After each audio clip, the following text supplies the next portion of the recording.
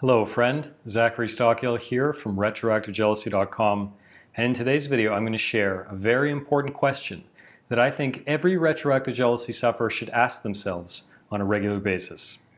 If you benefit from this video, please take a moment to let me know by clicking the like button below and making sure you are subscribed to my channel, and also hit the notification bell so you don't miss any videos moving forward.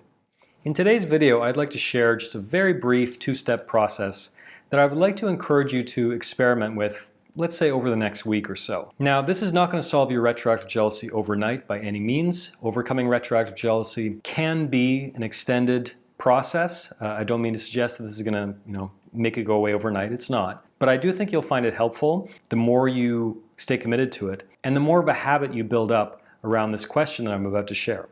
So the next time you are struggling with retroactive jealousy, let's say you're having a particular episode where you're thinking about your partner's past, you're having the urge to ask them questions, you're freaking out about their past, you're having kind of an anxious response inside, maybe there's mental movies going on about their past, whatever it is.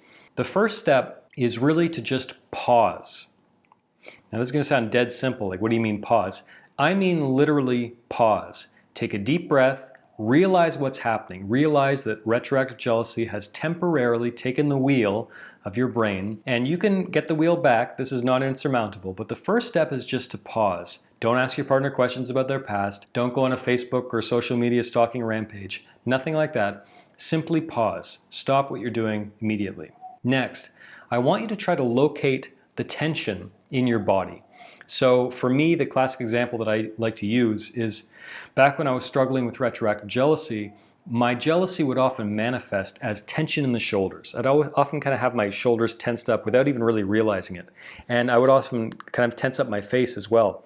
There'd be kind of this tension around my temples and the sides of my eyes. So become conscious of this tension and then deliberately relax it as best you can. So for me, sometimes that would just involve kind of shaking my shoulders a little bit, kind of stretching my face out a little bit, just being conscious of the way that this tension is manifesting itself somatically in your body.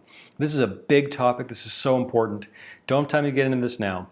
But so often our psychological problems, disorders for lack of a better word, manifest themselves physically. And becoming conscious of the physical sensations which are associated with our disorders is a huge step toward actually overcoming them. Again, this is a big topic. I don't have time to get into this right now. If you'd like more information about that, you can join my brand new online course, The Overcoming Jealousy Blueprint. You'll find all kinds of details there. But anyway, for this video, after you become conscious of this tension, I want you to ask yourself one question. What is the fear? What am I afraid of? What am I worried about? Now this fear, this worry, might not be immediately obvious to you. In fact, in many cases, it probably won't be. You might ask yourself this question and think, I'm not afraid of anything. I just can't stop thinking about my partner's past. But I'm not actually afraid of anything. Ask yourself again. Don't let yourself get off the hook. And you can, ask yourself this question multiple times over the course of one day or 1 week. The point is to keep asking yourself the question until you arrive at a more sort of comprehensive answer to it. My belief is that most experiences, not all, but most experiences of retroactive jealousy, obsessive jealousy, are related to fear on some level. This doesn't represent the entire source of our problem, certainly, but I do think it's a chunk of it. And what I have found, and what thousands of students in my online courses have found, hundreds of one-on-one coaching clients, what we've found is that becoming more conscious of that fear and calling out that fear is a massive step that we can take toward eventually overcoming retroactive jealousy, putting it in the rearview mirror so it's not something we have to deal with anymore.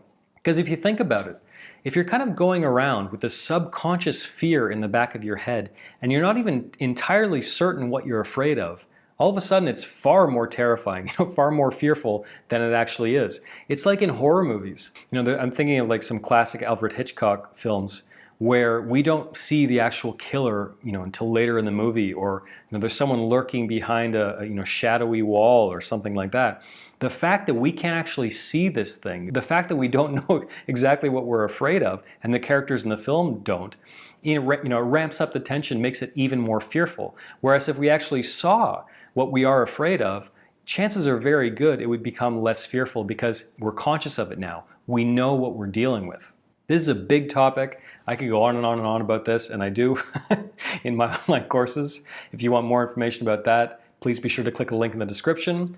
But over the next week, I really hope you find this exercise interesting, fruitful, productive. And if you do find it fruitful, productive, interesting, be sure to let me know by leaving a comment below. Once again, my brand new course, The Overcoming Jealousy Blueprint, is out right now. You can join us, you can find all the details, you can learn all about it at jealousycourse.com. Thanks for watching this video, and I will talk to you again very soon.